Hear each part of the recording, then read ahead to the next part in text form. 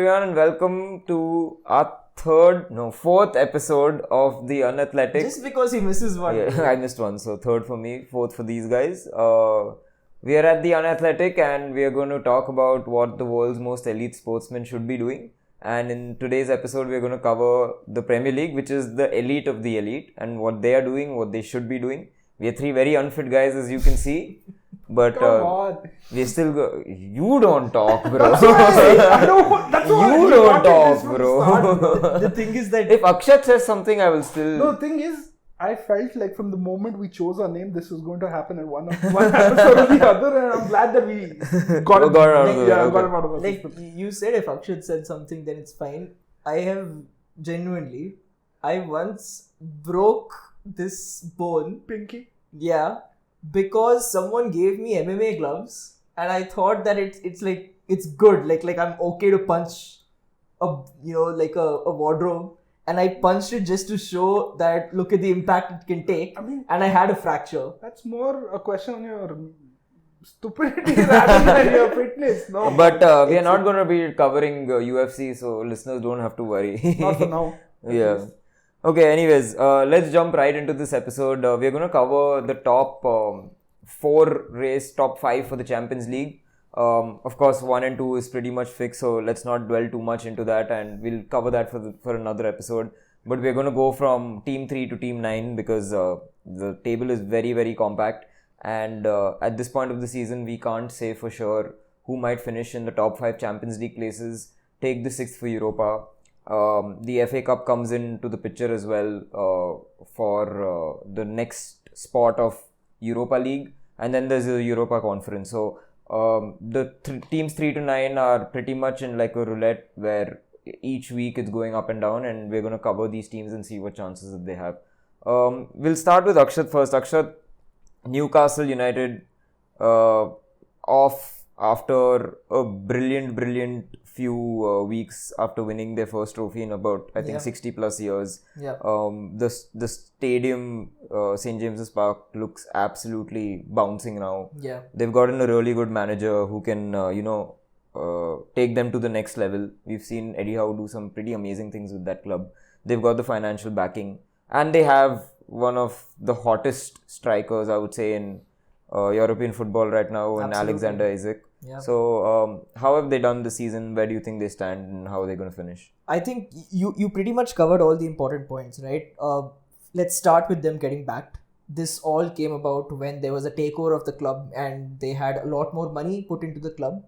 Their previous owners were not great at investing into the club. It led to their relegation. Yeah. They've come back to the Premier League. The Saudi consortium has decided that it would be an apt investment for their profile, and here's where we are. Now, it's also important to realize that pumping money into a club is not going to guarantee success. As United fans, we know that. Chelsea fans realize that is also the case for you. It's not guaranteed success, right? So what you need is a group of people with a vision, and you need someone to be leading that from the front. The person who they chose to be leading this project from the front is Eddie Howe. Now, Eddie Howe was great at Bournemouth. That is where he made a name for himself. He took a team which was not really fancied in the English football pyramid, but he made them overperform. And the question which Newcastle put to him is that once you have the financial backing which you've been looking for your entire career, how far can you take this team? And what he's done is absolutely extraordinary over the last few years. He's taken a club which were by all means a very big club in English football. Newcastle are a huge club in English football. They're one of the most well-supported teams, including the top 6, right? And he has just given them a life, a vibrancy. You spoke about in your intro about how St. James's Park is rocking. And it has always been a very intimidating place to play, but once you have the kind of players which they have right now, the style of football which they're playing right now, it just takes it to a whole other level. Now, before I get specifically to Isak, Eddie Howe's team, this Newcastle team, is very physical. Like that, if I could describe the way they play in one word, it's physical. They back physical players. They back people going into challenges. They back people winning the second balls in the air. That is the kind of approach which he wants to, put into this team. Duels again. Huh? Duels. Yeah, we spoke about this importance of duels in the last episode about Bayern Munich, what company's trying to do there. But but physicality is not just strength. Physicality is also speed. It's also agility. And that is what Newcastle have in spades as well. You see people like Anthony Gordon, how his career has completely flourished. Lot of people raised eyebrows at his big money move, and for someone who has not played a lot of professional football, when he moved from Everton to Newcastle, that was considered a big move for him. But my God, how he's like just justified that price. He has frightening amount of pace, but he's also shown that he has end product. He can score the goals, but he can also pick out the right passes. And what Newcastle have done, the mold of striker which they have looked for, are goal scorers. They've gone for Callum Wilson for that very thing, right? Because they knew that he's a proven goal scorer in the Premier League. That's why they went for him. Then they realized that if they want to go one level up, they need to get to the man who is the main man at Newcastle right now, which is Alexander Isak. Now, Isak, 25 years old, is probably the hottest striker in world football right now. The reason I'm saying this is because a lot of the other established strikers are in what you would call the big prestige teams, right? Yeah. Lewandowski is in a prestige team. Kane is in a prestige team. Haaland, Mbappe, all of these guys are in those big clubs, right? Isak is seen as someone who has not reached the peak of his career so far.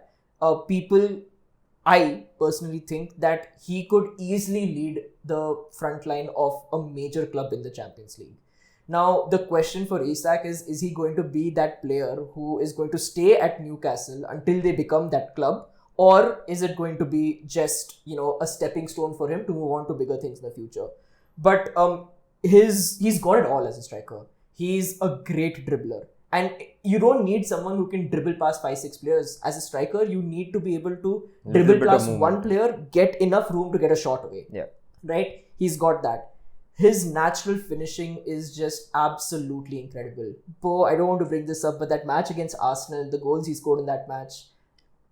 It's epic though. I mean, recently also I think it was against, I forgot who though. The Liverpool finals in the I think Carabao. so. Yeah, he That scored and then instinctive finish. he was celebrating with his back pointed towards the defender. That was Van behind. Dijk to Van Dijk, yeah. And He's it's got also that nonchalance. He's got that ego. I think he can carry. He knows that he's good. So that's also there. Exactly. And like one thing which I just want to point out about what really makes Isak so difficult to play against, he's got pace, so he's extremely dangerous on counterattacks. But he's also got that fox-like movement in the box, so that even if people are trying to mark him in like a low block, he can still find the right places in the box. Like if a keeper makes a save, he's always there. If someone puts in a cross, he's always the one who's trying to make the run, either the front post or the back post. So he's got a great eye for goal, and I think the reason you see Newcastle performing so well is because of his 20 goals in the Premier League and 5 assists. That's 25 goal and assist contributions in the Premier League. That's incredible. He's probably going to reach 40 overall in this entire season. And there are just very, very few players in world football who can reach that level. And also, he's added elements to his game, because when he came to Newcastle, he was considered as an out-and-out striker, as a poacher only. But you can see that he's involving himself in the build-up play a lot more, which feeds into, as you said, Anthony Gordon or even Bruno Guimaraes making those late runs. He brings those people into play. We saw that in the Liverpool final, where he's just holding the ball up so beautifully that Van Dijk is on him, but he's able to hold him off and bring others into play and they created loads of chances in that finals. Yeah. So that's another element that he's brought into his game. And Newcastle, as of now, as we're recording, they're going to start their game against Manchester United in about 10 minutes. And they are, I think, 2 points off the top 4 with 2 games in hand. Yeah. So what do you think of their chances going into the last run of the Prem? So, I mean, considering that the top 5 qualify, I think they actually have a really good chance. I would say that Arsenal, Liverpool and Forest are probably going to be in the top 5. I think Arsenal, Liverpool for sure top 2. Forest may or may not finish in the 3rd position, but basically their competition is going to be between the core of their competition is going to be, I think, between Chelsea and Manchester City. Manchester City, we'll get to that team. I think they're in a better position now. Chelsea, I feel, are falling apart. So yeah, I would actually say that they're strong favourites to finish in the top 5. Okay. Let's move ahead to our next team then. We've had a setup where you can see why it's so important to have your back end in place. We're talking about Brighton over here, and they've gone with a very clear strategy that we're going to pick out roles and we're going to pick out a manager who has a certain playing style. And even if they keep moving, we keep churning out really good products from our youth team, from our first team, and we get a manager who's going to continue playing in the same style so that recruitment doesn't go for a toss. Like, you're not recruiting for one manager, firing that manager, getting a next manager in who wants a completely different set of players. And this has worked extremely well for them because they're just non-stop, 1 hour after the other. You're finding players that are valued at, that big buck, 70, 80 million, and if they leave the club, it doesn't matter because they have the next pipeline of players coming in. Yep. I can name so many players in one position with Minte, with Mitoma, with Joao Pedro, Welbeck.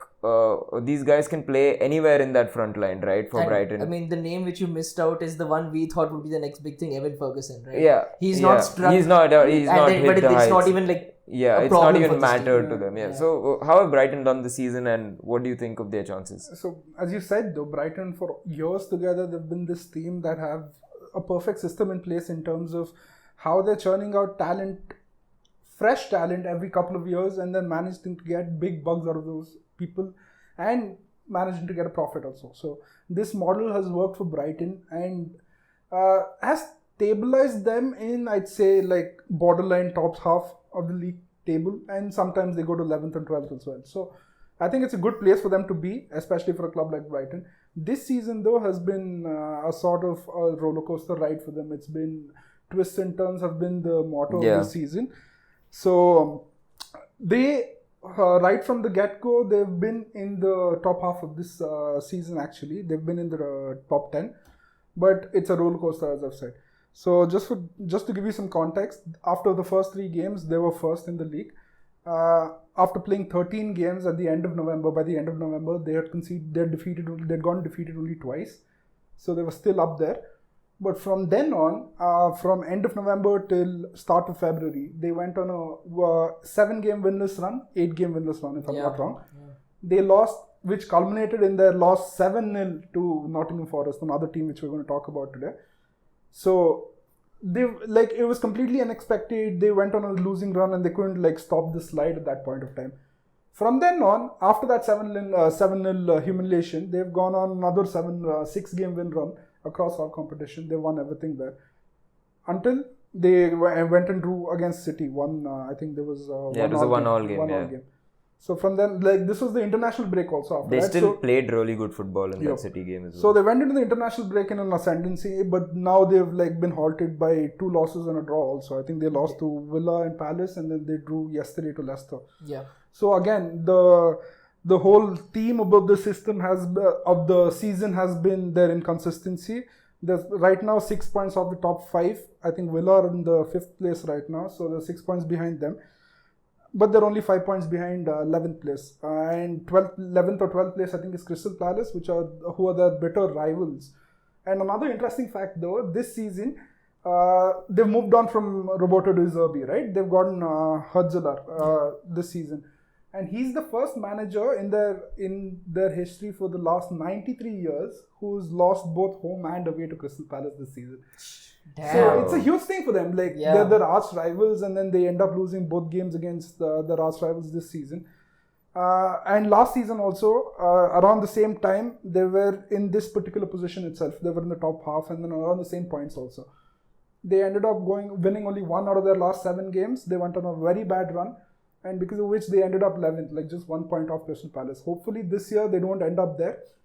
Chances are there because of their inconsistent run. You can't predict whatsoever. Analysts are not able to tell where they're going to finish because of this shit. Yeah. So it's a tough thing to call out Brighton though. Yes. They've done well. Currently, they're 6 points off the top 4, and they've played 32 games, so they have 6 games to change that.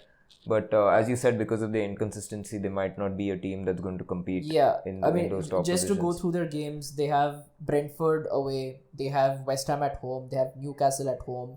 Then they're playing Wolves, Liverpool, and Spurs. See, the thing with them is that you don't know in which match they're going to show up and how they're going to show up. Yeah, so. Because they're equally likely to beat a big team as they are to lose. Exactly. This season also. I think they drew to City and Arsenal away, and when they played the bottom 2 teams, Ipswich and Southampton, I think they lost those games also. And they beat Newcastle in the FA Cup also. It's been a topsy-turvy season. The only consistent thing in their season is their inconsistency. So I'd like to end it there. Okay. So it doesn't look like they're finishing in top 5. No.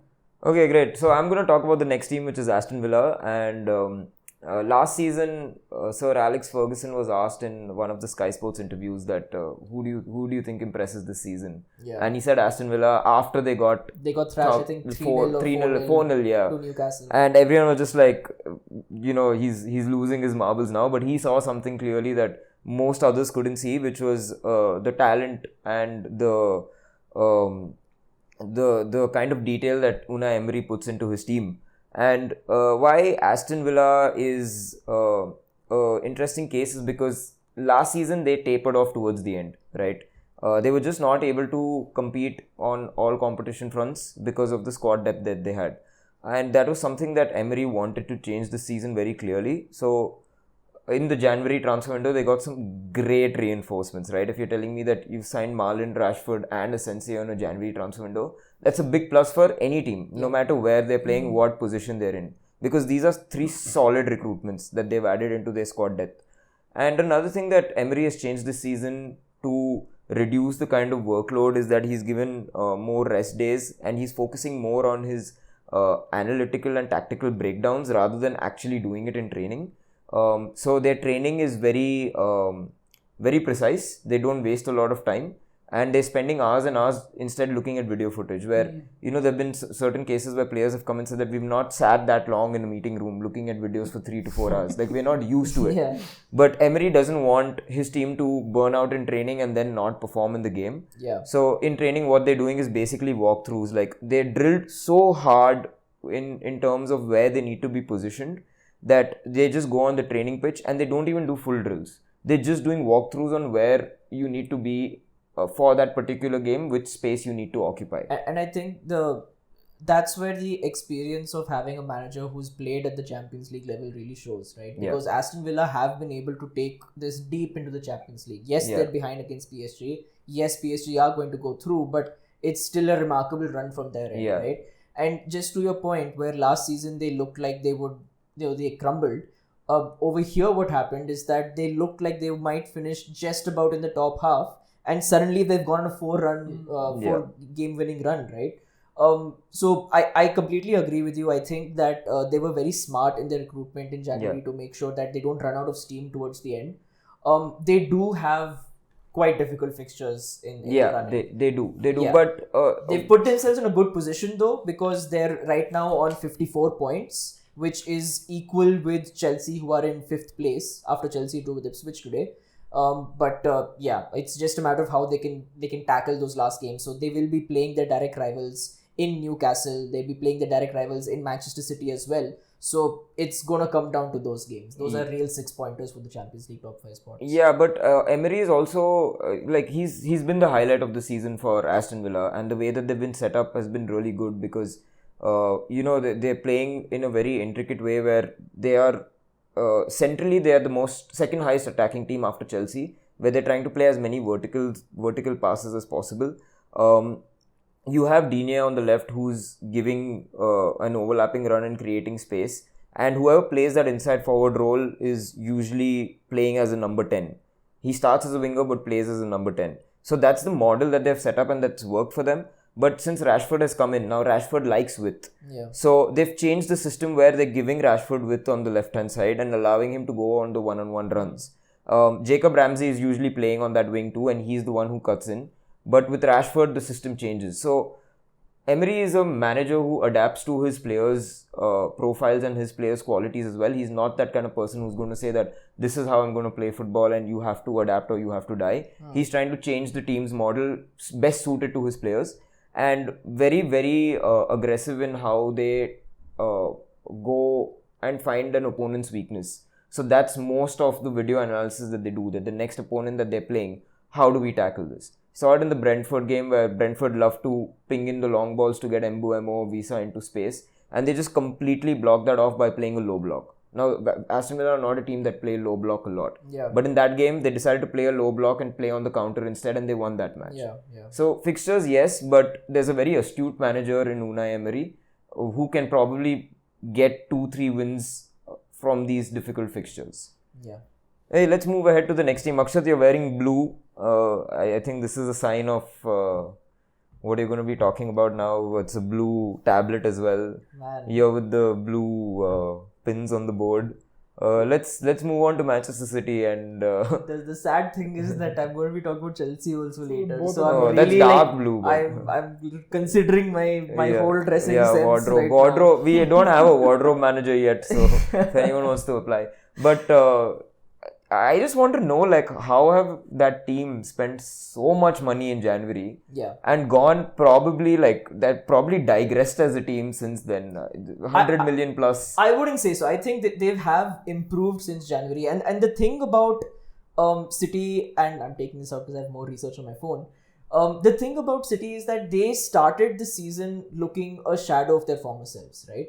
And the reason that has been the case is because there are a lot of reasons, but let me first start with, you have to acknowledge that Rodri is the best defensive midfielder in the world. Whether he deserved to win Ballon d'Or or not is a completely different question.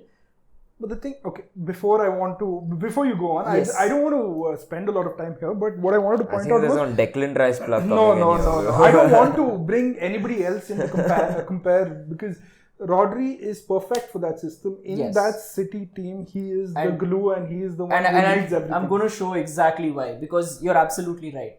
He's molded perfectly, specifically for that particular role which Pep Guardiola wants him to play. That's and true, that's yeah. perfect, and that made him the best midfielder in the world. Got him the Ballon d'Or also. But in any other setting, Rodri would still be good, but I don't know if he'd be up there as the top midfielder. I'm in not the world. arguing on that. I'm not arguing on that at all. I just think that he had a year where he would be considered probably the best DM. I don't want to hear Rice right now. He hadn't scored those 2 free kicks against Madrid yet, though. First leg. But also, so I'm not going to get too much into like City's tactical setup right now, but what I want to just show is that normally let's imagine that teams are defending in like a 4-4-2 kind of a shape, right? And this in a low block, what they're trying to do is they're trying to cut down space for the opposition defense, right? So now what you would do as an opposition team is that when you have your forward line, and let's just say there are some midfielders over here, and again, this is not Manchester City, but just in general, what you would try to do is your forward line, even if it's a low block or if they're up the pitch, would try to make forward runs. And you see Haaland is here most of the time, right? He's offside. Now, the reason for that is not because he's lazy. It's because these defenders can't go all the way forward over here, right? Because they know if this guy is right behind them, they are kind of like always thinking of him. So when a forward makes a run, these guys have to react, right? Now, what that helps City with is that you see this gap which is opening up between the defensive and the midfield line. That is where Phil Foden, Bernardo Silva, Kevin De Bruyne and City's real technical players, they operate. They live off these half spaces over here. And again, what City do is they normally keep complete width, right? So they have Doku on one side who's always going to hug the touchline to make the things as wide as possible. So that spreads the team out even more if they have to cover there and makes more space in these midfield pockets. What happens then when the forward line lacks impetus? What happens when they stop making these runs? Because that is what happened with Manchester City. You check the data as well, the amount of forward lines which the forward runs which they're making has reduced drastically this season.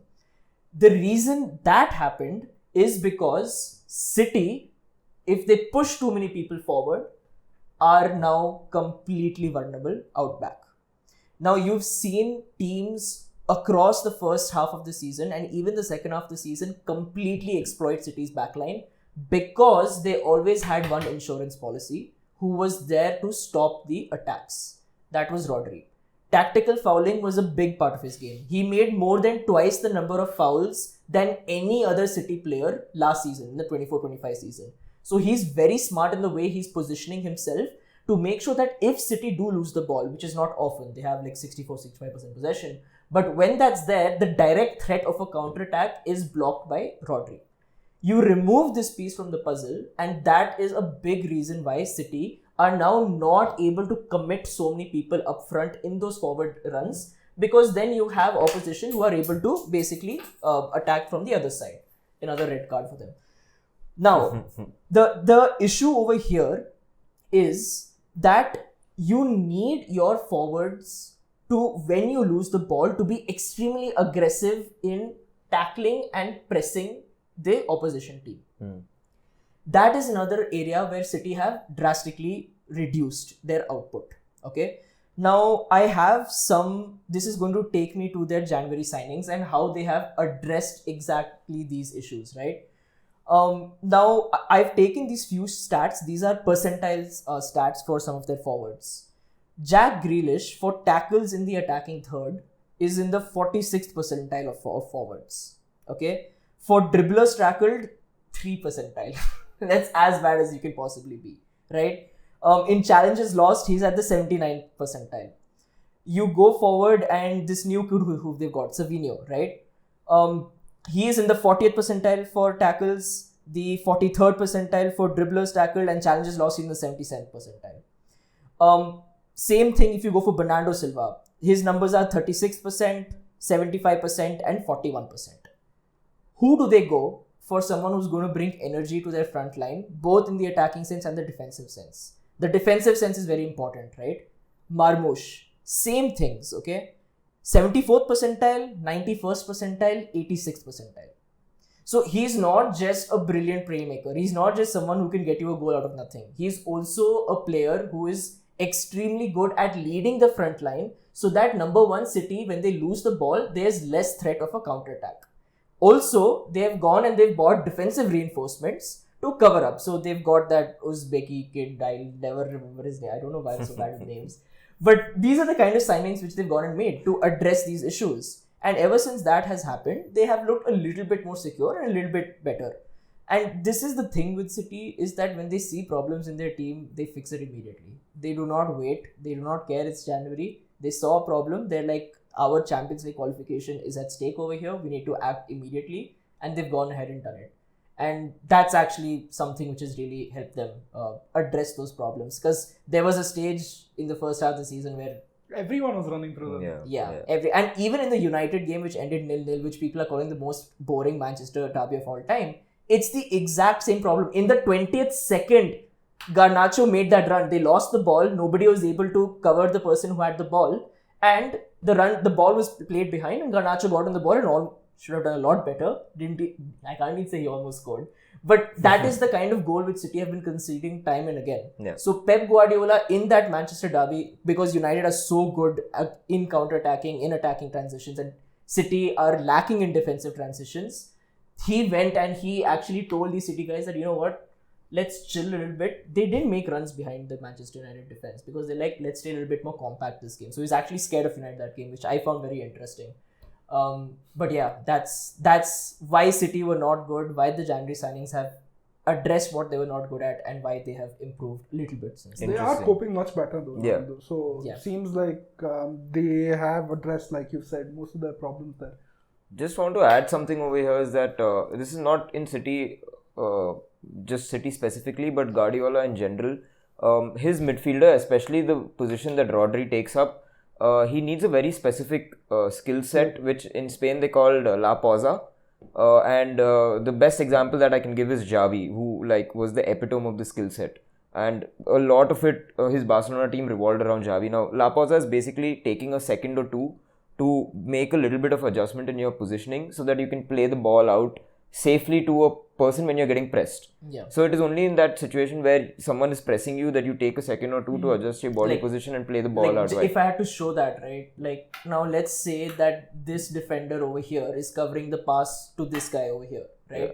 Now, if he passes, let's say, to a fullback over here, this defender will just come over here, and now this guy still can't make the pass. But if he pauses for a second, waits for this defender to press him, suddenly this is a lot more accessible. So Exactly. that's Or what then I'm he asking moves for. two steps to the right and opens up the like the now if right-hand you side, just beat him, like just get a little bit of a space, then that pass is suddenly there. Yeah. If it's like this, no matter how much you move, this guy just has to move few steps to cover Yeah, the and it's pass. not about long balls, it's about playing the simple passes. So when people say that Rodri is injured and it's affected City a lot, it's not Rodri specifically. It's that entire skill set is gone because there's nobody else in that City team. Gundogan could do it at one point, but he doesn't have the legs anymore or the technical ability, I would say, as much as what Rodri could do. But anyways, let's move on. So let's get back to the board now because Po has something interesting to show us too. And this is about a team... Yeah, you continue. Yeah, this is about a team that had, I think, one of the most shocking transfer windows that I've seen in a long time, where they've signed like 20 plus players. Because I think last season. In the last, over and, two transfers. and they were just like changing one manager after the other, and basically this was, let's just throw everything on the wall and just see what sticks. And what stuck for them is Nuno, because somehow they left with this manager who is playing fast attacking direct football and a set of players who are great at playing fast attacking direct football. And it's very refreshing to see Nottingham this season because it's not a thesis on attacking. It's just ping the ball, run, score. Po, do you want to give us some insight on how they set up and how they play? So you touched on the backstory a bit also. So I just wanted to add some meat to that bone. In 2024, when Nottingham, like last season, when they ended the season, they ended it with the least amount of points that could give you safety. 32 points, which was the least amount total that a surviving team got, okay? And couple that with the erratic, absolutely mental transfer strategy that you guys talked about, people obviously thought they were heading straight back to relegation. But that's not the case. Halfway through this season in December, I think December 3rd, when they had played like 20 games in, Nuno was sitting third at 40 points. Level with Arsenal, 6 points behind Liverpool. So that was the same pace Leicester had in their title-winning season. Of course, this season they can't win the title, but they have turned their fortunes around completely. So ever since Nuno was signed, he's obviously said, no thanks, I don't want anything related to do with possession. I'm going to be the antichrist. Not interested. Not at all interested. I don't want anything. I don't want to touch the ball. So he's basically averaging, his team is basically averaging 39.6% possession. That's which crazy. Is the least this season. And I think it has been only beaten by Sheffield United like a couple seasons ago. Ever. Since... And Sheffield went straight down, right? Yeah. So their metrics are horrible. I'll get to that. But Nuno's built this squad on a solid backline. He had Murillo, he had Nico Williams, and he had Ola Aina.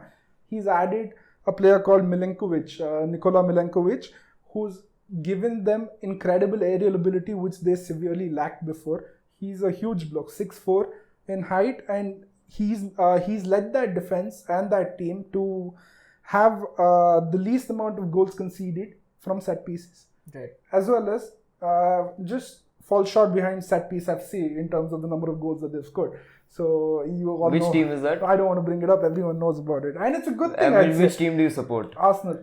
Does this club have a mural for a set piece? Yeah, sure. Jovic for the win. Sorry, I messed up his name. I'm sorry. I shouldn't taint the morale. So, just to get back to where I was, like... By the way, Newcastle scored against United. Oh, yeah. They 1-0 up. Sandro Tonali. I was trying to rush this episode through to go and catch some of the games. I think we're good now. Let's just do all 20 teams. So, along with this incredible defense that he's gotten, he's added Matt Sells also, a crazy goalkeeper who's... by the way, who's on course to get the Golden Glove, and he's going to be the first, if he does, he's going to be the first goalkeeper outside of the traditional Big Six to win it. So it's a huge achievement in itself. So can I just before we move away from the defense, I think Murillo and Ola Aina They have are just been incredible. I genuinely think those two should be in the whatever the Premier League team of the year.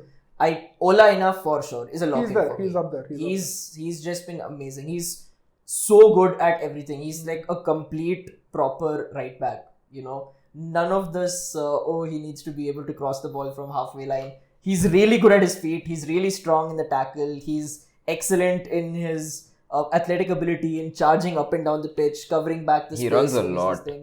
He's a great player. He's a really great player. What do you want to use the board? I will get to that. Just give me a minute. Don't rush me, Amar. So another big improvement though was compared to last season was their ability to hold on to leads. Okay. So last season, when throughout the season actually, they were led 19 times in games, but they managed to convert those into wins only 9 times, which is just 47% of the ratio there. Wow. This season, I'm talking only up to halfway point, they had 15 games wherein they led and they won 12 of them. So the conversion rate here has gone up to 80%, which is a huge improvement from last season. Like from personal experience, we just played Forest. They went 1-0 up early. We created loads of chances. We were the better team. Possession, chances, everything. Just could not break them down. Yep. So yeah.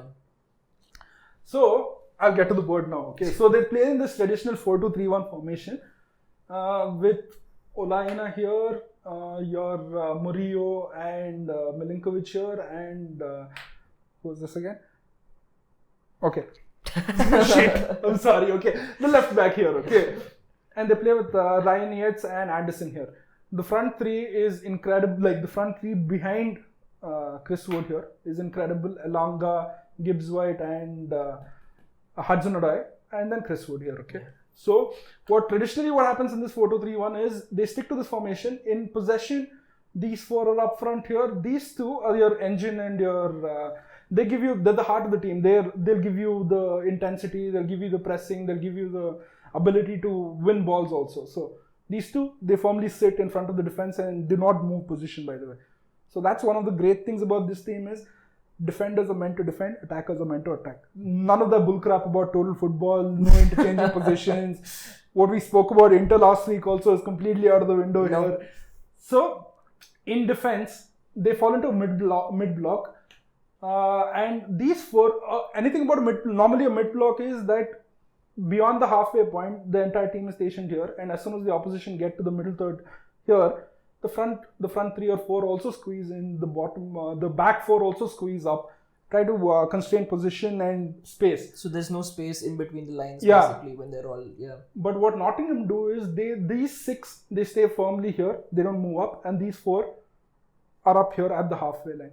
So what these 4 try to do is they cut out the passes every time, but in case an opposition player moves into this space here, there's still a solid 6 in front of him and he can't move about, he can't freely pass the ball or dribble across. So he's stuck here in no man's land without being able to go to the half space or go out wide here, okay? So this is how they play usually. And the beauty about this is none of the players end up running from one end of the pitch to the other. They are good where they are, and this allows them to conserve energy, and he's also managed to keep the same 11 because they're injury free. They don't run as much. Right. They just are defined to their particular roles and they're stationed there. Some of the stats though, after all of this, is completely contrary though. They're 15th on attempts on goal, which is average, bang average, okay? They're 15th on XG, that is. They're 20th for attempted passes as well as completed passes. That's crazy. So they do not want the ball whatsoever. I mean, even the Leicester title-winning team did not have metrics like this, right? Yeah. It's absolutely crazy. Yeah. They hate pressing, as I said. No, like they don't want to touch anything. So their tackles in the opposition third are the last in the league. In the middle third, they're the second last. But when it comes to their own third, they're the third highest, like third best team there. So all of the defending happens here and they're good at it. Okay. Just to add to that. Are you having difficulty reading your own handwriting? Yep. I want you to look in the camera and say that because the moment I saw this, right, I knew this is going to happen in the episode, by the way. I absolutely knew that this is going to happen. Okay, I lost where I was. Okay, let me come back to this. So the owner, no, he's a erratic person, as I touched upon, Angelo Marcanis. To the incoming signings, what you said, he overhauled the complete squad when they came up. in 22-23 when the first season, they signed a 30 number of players they signed for their squad. Complete overall. This was like Chelsea that season. Yeah. 20, 30 people that they signed it. And only 7 of them are still in the club, okay? That's insane. They've moved on, all of them. And it's like, what, 2 years ago? Yeah, it's that was like, 2 years ago. Yeah. So they've moved on like 25 players in like 2 years. That's incredible. The next season, they signed 17 people. Again. So it's sort of like a trial and error strategy. It's on a huge scale, and they're trying to see, as you said, see what sticks on the wall. They're throwing shit and sees what sticks. Amazing. That's their policy. And I forgot to touch upon Chris Wood, man.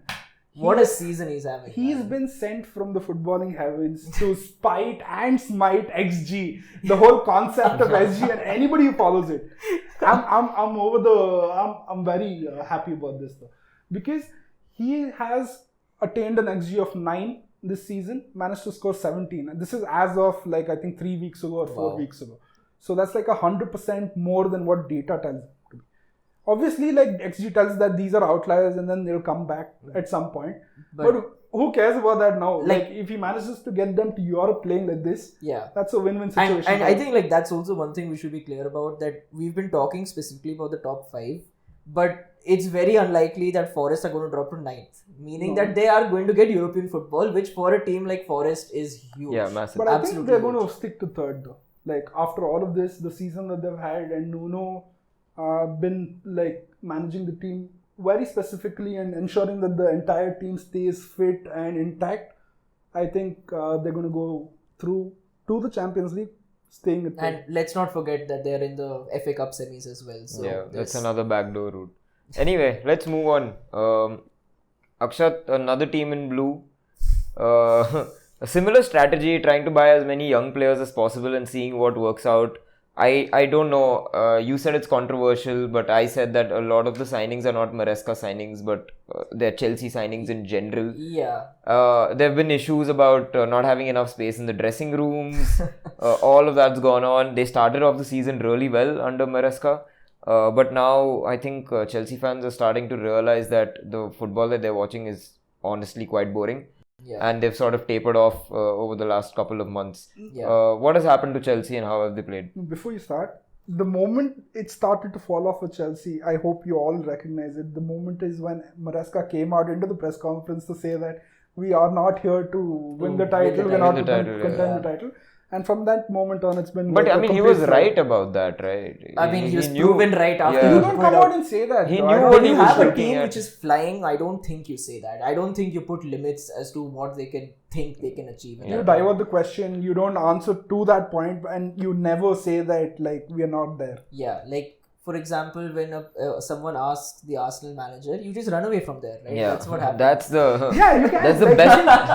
It's the best thing to subvert that conversation. Make it the whole point. Make it like make the point about yourself rather than the team. Yeah, and okay, so like coming to Maresca, right?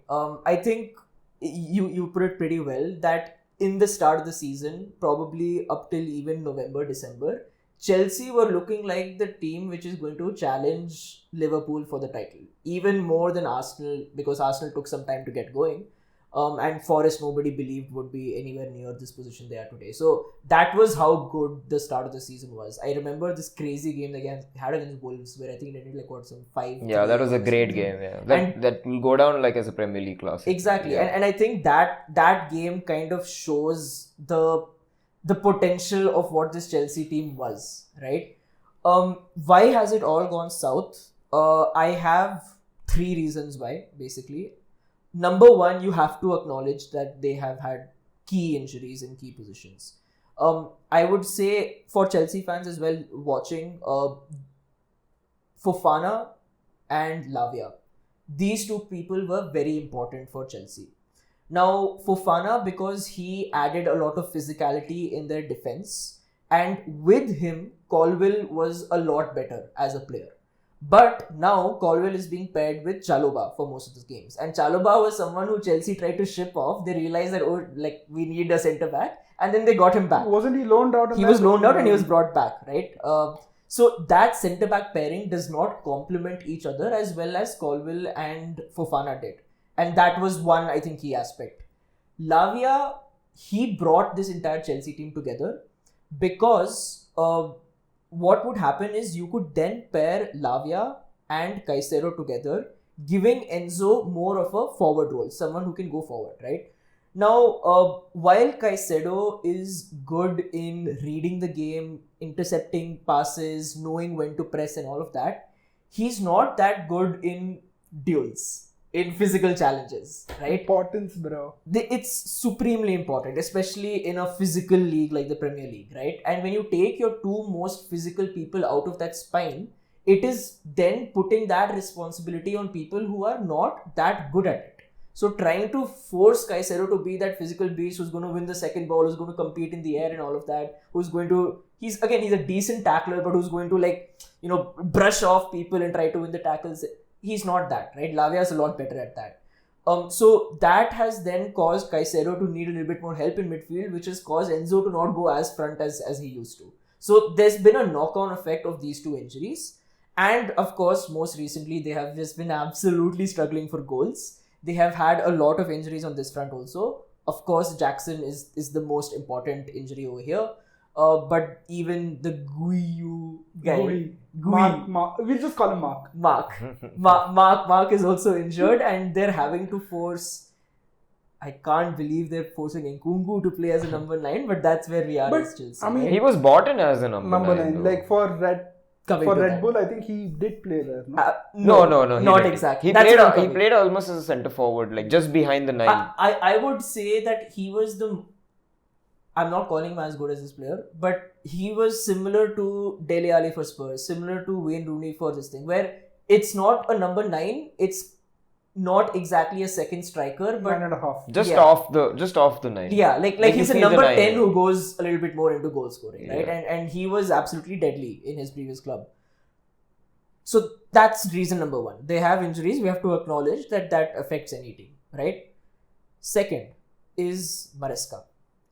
Now, Chelsea have made a string of, in my opinion, mistakes when it comes to managers. They sacked Tuchel, which I believe was the wrong decision. They got Potter in, which I believe was the wrong decision, because Chelsea are a club where you need to find your feet extremely fast. Instant success is a must. They're all about trophies, right? And if that is what your ethos is as a club, then you have to get people who fit that mold, right? Potter, his best achievement was finishing 8th with Brighton, which was damn good, okay? But that is not Chelsea standard, according to me, right? And the pressure of someone going into a big club for the first time is a lot different than, let's say, someone like Conte, who has won it all and is coming to Chelsea and it's just another job for him. So I think getting Potter was a mistake. Then they got Pochettino. No, they got Lampard also. I'm not like... Why you getting That was great. You want Akshat to start in Lampard. That was great for the Twitter scroll. My God. I genuinely think Lampard should not be in football management. I think he's that bad. Whatever. Oh, no, someone will tell me he's doing great in the championship. He is. Let's not He go. is actually. Let's not go there, bro. Okay. Do you think he makes a comeback this season again? I think it would be the stupidest thing to trust him with the Premier League job. But again, that's not the focus of my discussion, right? Give him the Chelsea job, please. Yeah, that would be fun though. Then they got Pochettino. Pochettino had a horrible first season, but when things are just starting to go right, when he's figured things out, when he's getting momentum, what you want as a football club is improvement, right? And then see how far that improvement can take you, right? What did Chelsea do? They saw improvement. They're like, nah, next. For a guy who's going to be finishing in, yes, lower European positions, they're like, nah, it's okay. We don't want you anymore. Who do they replace it with? Maresca. The guy has not managed a single Premier League game in his entire career. What is the Chelsea ethos anymore? You're going from a team which could compete for trophies, and you're completely removing that from your DNA, and you're trying to put it under a project manager. I'm not done yet. Let's talk about the Maresca project. He wowed everyone. It was the first season in Leicester. They had just gone down. They still had a decent squad, but he went off to a flyer. He won 20 of the first 25 games. They were so far ahead in the championship that season that it was not even a doubt that they're going to get promoted. What happened? They started being doubt that they're going to be promoted. They went on such a bad run that they had reached the quarters of the FA Cup. Then, by April, they were outside the top 2. They were outside the automatic relegation promotion slots in the championship. Same thing has happened in And their Chelsea. football just went flat because there were a lot of Leicester fans who were saying that we were playing such direct attacking football and now suddenly we are just keeping useless position between our centre backs and our defensive midfielders. Like there is no identity to this team at all. Yeah, and now just stop me when this sounds a little bit familiar to you. Okay, there is a man who has not managed in the top leagues of football. He's been given a club in London, right? This man, in his first few games, his first few months in charge, absolutely wows the league. Everyone is talking about him. Everyone's thinking that, wow, this man can really take this team somewhere. But then, turns out that this manager has absolutely no plan B. Teams have figured them out and they are no way changing the way they play. And suddenly what happens? That's right, Spurs are now what, 14th, 16th in the table? It's the exact same story. And I wish there was like a big I told you so button over here which I can hit, because all Chelsea fans were telling me when Maresca was doing this amazing thing at the start of the season, I'm like, wait, Postecoglou was an amazing manager for the first 6 months of his career. Look at where they are now. Wait, relax. Let's see how it plays out when they start playing the football which they want to play. And that comes to my third problem. Just on that, okay, go ahead. At the starting of the season, could you say that it was still a lot of what Pochettino was trying to do with that team than what Maresca's ideas were for that team? I think in the start of the season, the players were playing to their strengths. And I was getting to that next. But you had players who were good at attacking instinctive football. Correct. Right? You put Palmer in some space, you give him the ball to dribble, he's going to be exciting, he's going to find a way to dribble past a few players. Jackson, as non-clinical as he is, he's absolutely incredible in his link-up play, somewhat in his dribbling as well, but in finding the right places to get the ball to get a shot away, right? And you had people who, Madueke, in that Wolves game, incredible player. He was so direct. He was just charging down that wing, getting the ball. If he has an opportunity to shoot, he'd shoot, right? They were playing well as a direct football team.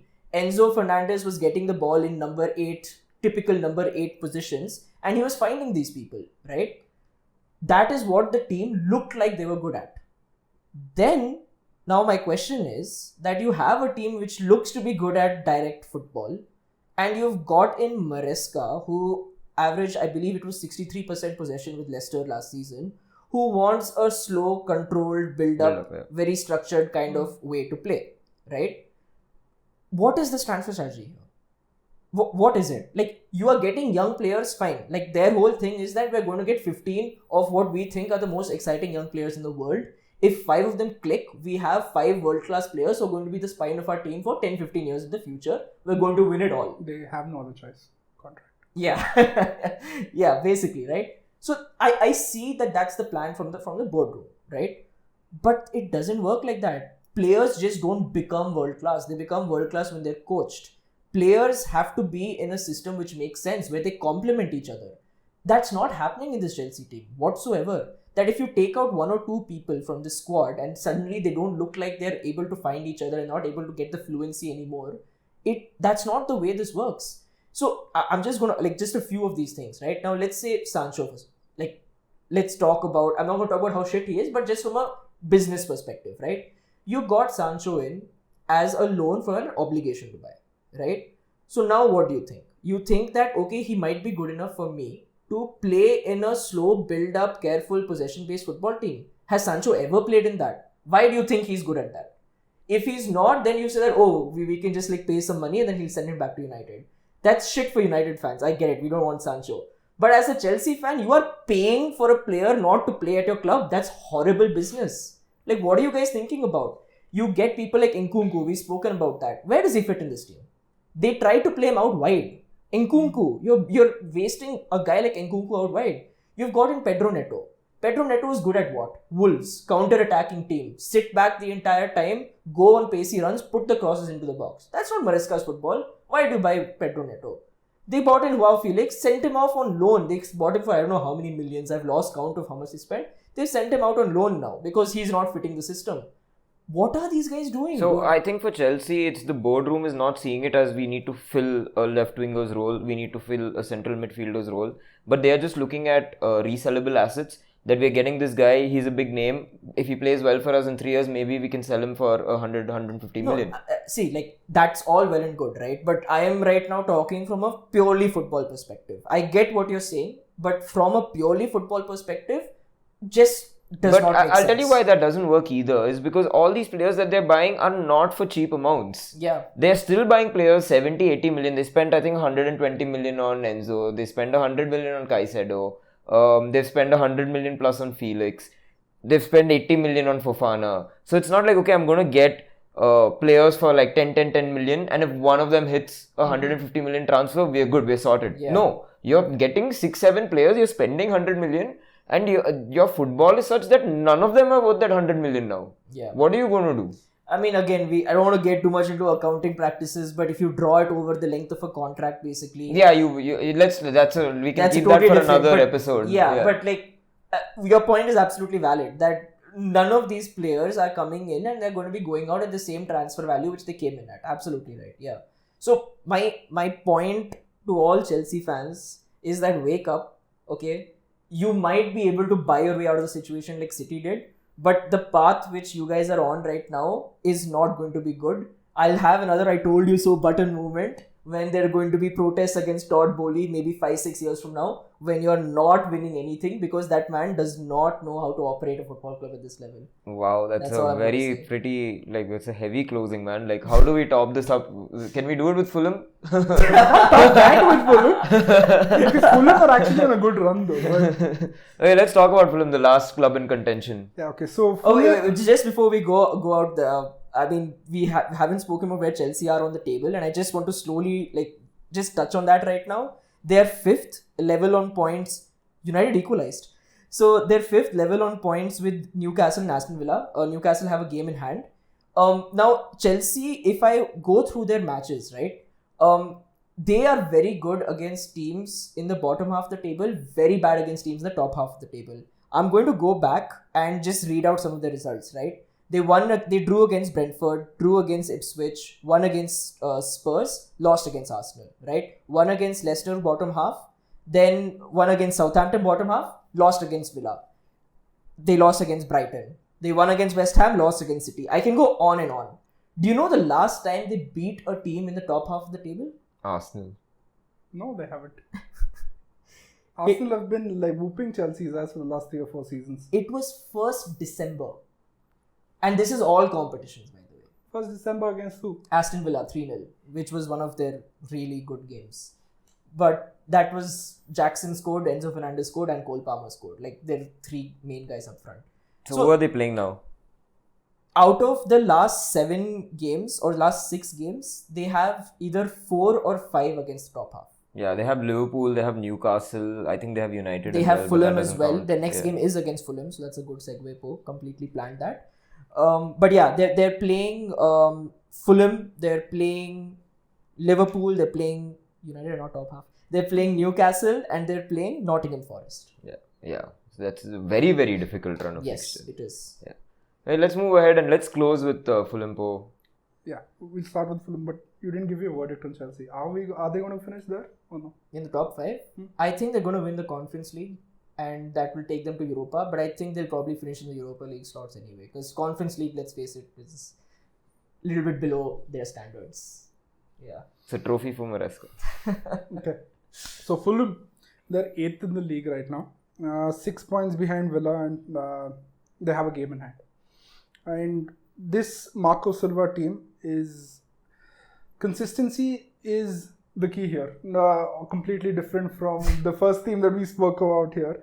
They are consistent. The lineup that he puts out is the same throughout the season. He's managed to have the least amount of changes in his team throughout the season as well. So he usually plays in a 4-3-3 with Sanderberg holding and Smith Rowe and Lokic on the other side as number 8s. And his main focus is forming triangles. That's his main focus. He wants to always have those interchangeable switches between the central attacking midfielder, the wide attacker, and the wide fullback. He wants constant triangles being formed there. And this man loves crossing like nobody else.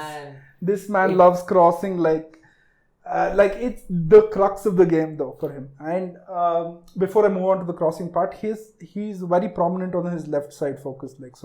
Iwobi, Smith Rowe, and the fullback Anthony Robinson, who is the star of this team. He's been having a stellar season.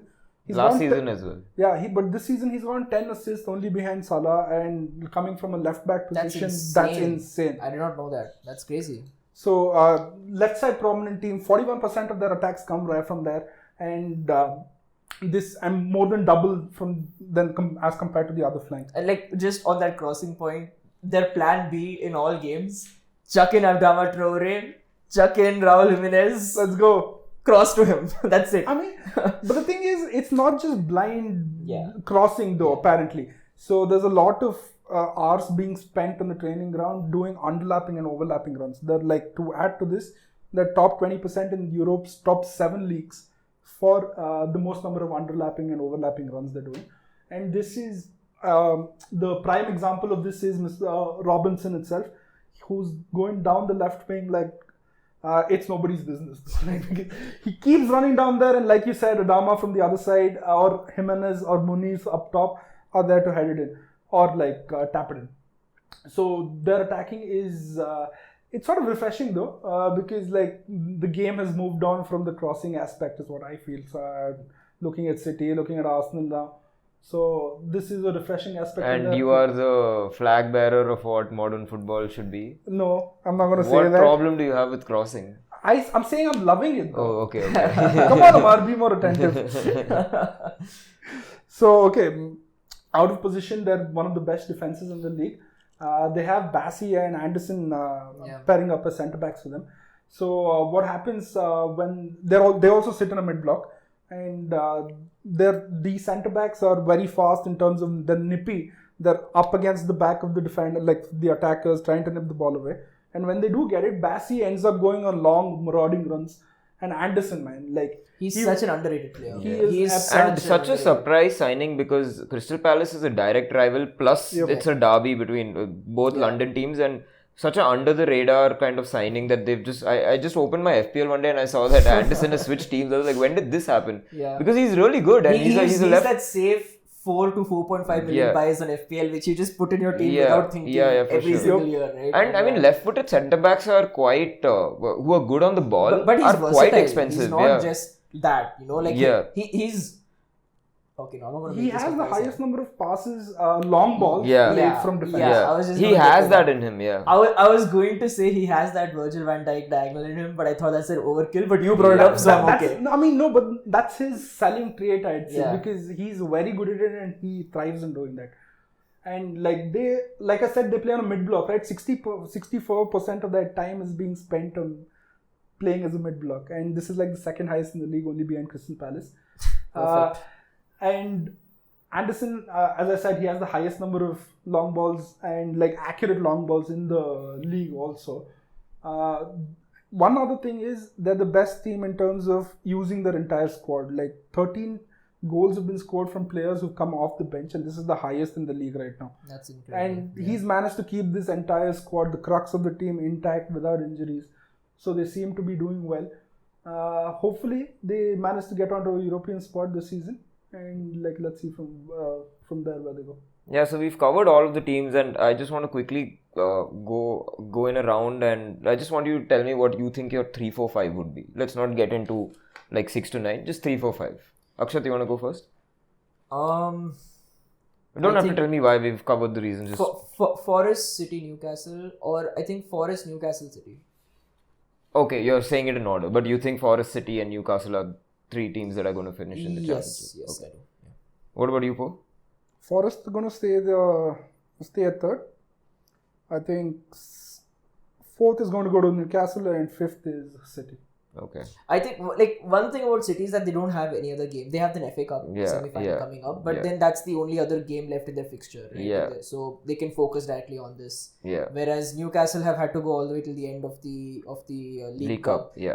Aston Villa are still in the Champions League, so that I think might make a difference because City's squad levels are much higher. So with the rest they could be a lot better. And they're hitting form right now. Yeah. So I'm just yesterday's going to game against end Palace- with saying that City, I think, is a shoe-in, Forest too. But I think with Aston Villa going out of the Champions League gives them more time to focus on the Premier League. Could be. And But they're not out yet, huh? Yeah. 2 goals is not Yeah. that. You said it though. Like Yeah. PSG gonna go through. PSG are too strong. Yeah, they're just too strong. Yeah. So yeah, I think that concludes our episode for today. Before you do, I left out one really trippy thing that I came across and I wanted to Is say. it story time with No, Paul? no. I don't want to steal that thunder. So there's this crazy stat that I came across. Goals minus XG. Okay. So just think about it. Okay. Yeah. So it's a measure of your performance against the quality of chances that you Correct. created. Correct. Why I bring this up is Chris Wood, yeah? my man Chris Wood. Uh, His rating is at plus 0.31. Okay. The closest to him in the league is plus 0.14. To give you some context, wow, that's like more than double. to give you some context, so if he plays 9 games or so, every 6 games once, he will give you 1 goal that cannot be described in statistics. Statistics cannot bring out and say that this is going to be a goal. He gives you that goal from nothing every 6 games once. Closest thing to that is Isak at 0.14, which is like, or Haaland actually, it's 0.012 or something like that. So to give you some context, that's like 2 goals in 50 games. Haaland would be minus 28 in this case. He scored 3 goals in this entire season. Okay guys, that concludes our episode for today. Thank you for watching till the end. Do follow us on social media, on Instagram and on YouTube, where we are posting short clips as well. That's if you don't want to watch the entire episode, which I will not understand why you would choose to do that. But we will catch you again next week. See you. Take care. Bye.